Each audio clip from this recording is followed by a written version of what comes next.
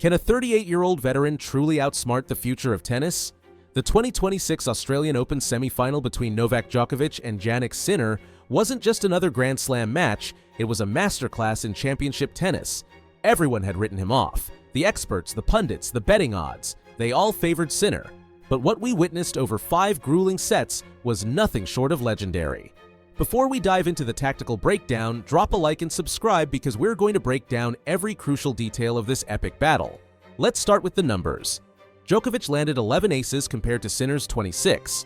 His first serve percentage was 70%, landing 112 out of 159 attempts. Sinner was at 75%, hitting 100 out of 133.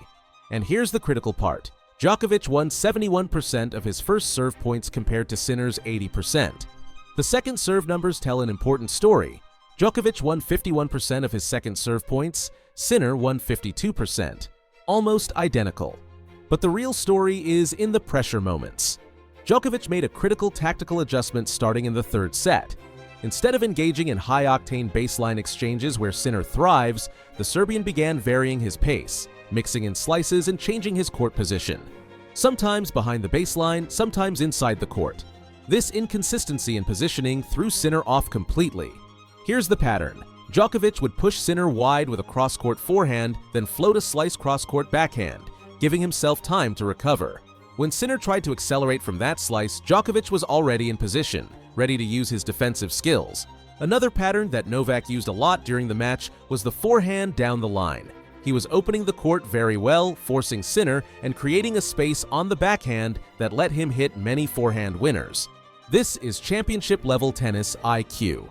At 38, Djokovic can't play the same way he did at 28. He has to be smarter, more economical with his energy. Now let's talk about the elephant in the room, the breakpoints. And this is where champions are made. Djokovic converted 3 out of 8 breakpoint opportunities, 38%. Sinner? He only converted 2 out of 18. That's just 11%. Let that sink in. Sinner had 18 chances to break Djokovic's serve and only converted twice. Meanwhile, Djokovic was clinical with his opportunities, converting at more than 3 times the rate. This is the difference between a 24-time Grand Slam champion and a player still learning to win the biggest matches. You can be younger, faster, and hit bigger serves, but if you can't convert when you have the chance, you won't win Grand Slam finals. Here's something crucial. Sinner abandoned one of his most effective weapons from Wimbledon 2025. In that match, Sinner used the backhand down the line devastatingly, but in Melbourne, he barely used it. Why?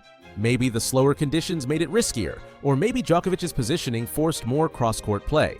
By not using this weapon, Sinner engaged in grinding cross-court backhand exchanges, playing right into Djokovic's hands. The Serbian could camp on that side and eventually turn defense into offense. Wait a minute.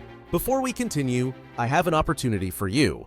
If you're a tennis player looking for personalized analysis of each one of your shots, private tennis guides, fitness routines designed by a fitness coach who works with ATP players, a 24/7 online coach, and much more, then I have something that might interest you. The Tennis Motivation Academy. The Tennis Motivation Academy is a private community with one goal: to help you improve your tennis exponentially and make high-quality coaching accessible and affordable for everyone. We've already helped dozens of players such as Rodrigo, Benedek, who has won multiple tournaments since joining, Miran, Yazan, Joachim, who won more than 5 tournaments in his first month, and many more. If you truly want to improve your tennis and reach your full potential without spending thousands of dollars on coaching, the Tennis Motivation Academy is the place for you. Join us using the link in the description. Let's talk about aggression. Look at the winners. 46 for Djokovic versus 72 for Sinner. Sinner hit 26 more winners. But here's the critical detail. Unforced errors are perfectly balanced at 42 each. So Sinner was more aggressive, going for more, but he wasn't converting that aggression into a significant advantage. Meanwhile, Djokovic played percentage tennis, fewer winners, but the same errors, meaning his shot selection was more efficient. The net play statistics reveal Djokovic's tactical intelligence. He won 17 out of 33 net points, 52%.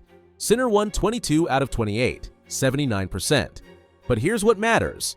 Djokovic came to net more often, 33 times versus 28, showing he was willing to take risks to finish points.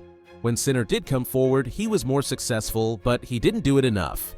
Now, let's discuss something that doesn't show up in the statistics, but was absolutely vital to this victory: time management and crowd control. At 38 years old, Djokovic couldn't afford to play at Sinner's pace for 5 sets. So what did he do? He controlled the time between points masterfully. You'd see him take a few extra seconds before serving on crucial points. He'd walk to the towel more deliberately. He'd use the medical timeout strategically. Some might call it gamesmanship, but I call it championship experience. He was managing not just his physical energy, but also disrupting Sinner's rhythm. And the crowd? Well, Australian crowds haven't always been kind to Djokovic, but this time something different happened. As the match wore on, as people witnessed this 38-year-old warrior refusing to surrender, the crowd started to appreciate what they were seeing, and Djokovic fed off that energy. You could see it in his celebrations, in how he engaged with the audience after big points. He turned a potentially hostile environment into a source of motivation. This is another area where experience trumps youth. Sinner, for all his talent, still seems uncomfortable with the emotional swings of a Grand Slam final crowd. Djokovic has played in front of hostile crowds his entire career. He knows how to channel that pressure into performance. By the 5th set, Sinner looked mentally defeated. His body language had changed.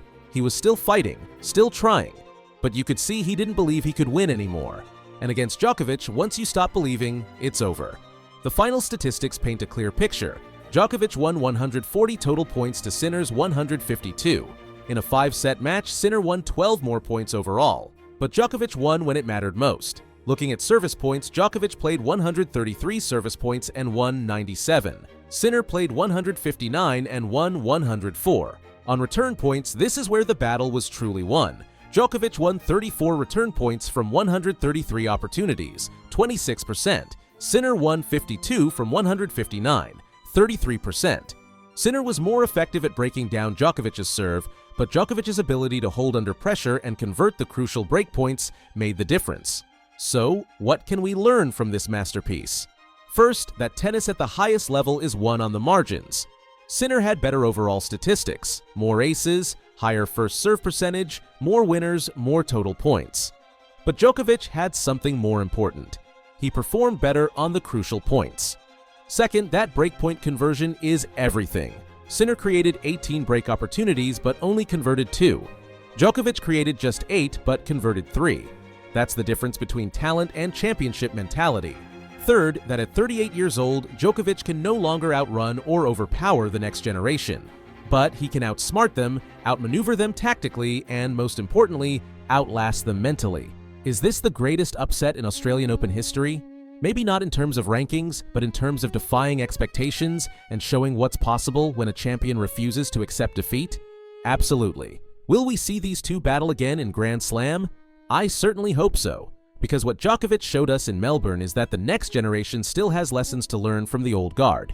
And what Sinner showed us is that he has the talent to win multiple Grand Slams. He just needs to learn how to close the door when he has the chance. If you're a tennis player looking for personalized analysis of each one of your shots, private tennis guides, fitness routines designed by a fitness coach who works with ATP players, a 24/7 online coach, and much more, then I have something that might interest you: the Tennis Motivation Academy. The Tennis Motivation Academy is a private community with one goal: to help you improve your tennis exponentially and make high-quality coaching accessible and affordable for everyone. We've already helped dozens of players such as Rodrigo, Benedek, who has won multiple tournaments since joining, Miran, Yazan, Joachim, who won more than 5 tournaments in his first month, and many more. If you truly want to improve your tennis and reach your full potential without spending thousands of dollars on coaching, the Tennis Motivation Academy is the place for you. Join us using the link in the description. That's it for today. Leave in the comments which players you want me to analyze next. If you liked the video, leave a like and subscribe. See you in the next one.